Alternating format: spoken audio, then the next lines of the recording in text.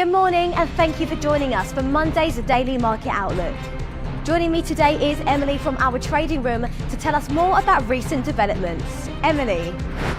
Gold's powerful rally took on fresh legs, with prices just cents away from $3,600 per ounce, as weak US jobs data further raised expectations for bullion-supportive Federal Reserve rate cuts. The US dollar fell sharply against major peers to end last week, after crucial monthly jobs data showed that American employers hired fewer workers than expected, which affirms weakening labour market conditions and likely guarantees a Federal Reserve interest rate cut. Robinhood Markets will replace casino operator Caesars Entertainment in the benchmark S&P 500, marking a pivotal moment for the financial technology sector as the retail trading platform joins the ranks of the most influential US companies.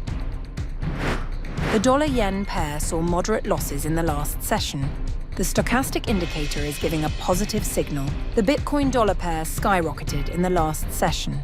The ROC is giving a negative signal. The Aussie-dollar pair saw moderate gains in the last session. The MACD is giving a positive signal. Crude oil prices plummeted in the last session. The Williams indicator is giving a positive signal.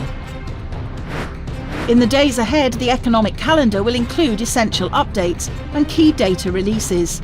These high-impact events are expected to influence market behaviour and could lead to significant price movements. Understanding the importance of these releases is key for strategic planning. Whether outcomes meet, miss or exceed expectations, the market could respond in kind. We hope that you've enjoyed our Monday's financial review. And on behalf of us all here, we wish you a productive trading day. And be sure to log in tomorrow morning for the latest news and events from the financial markets.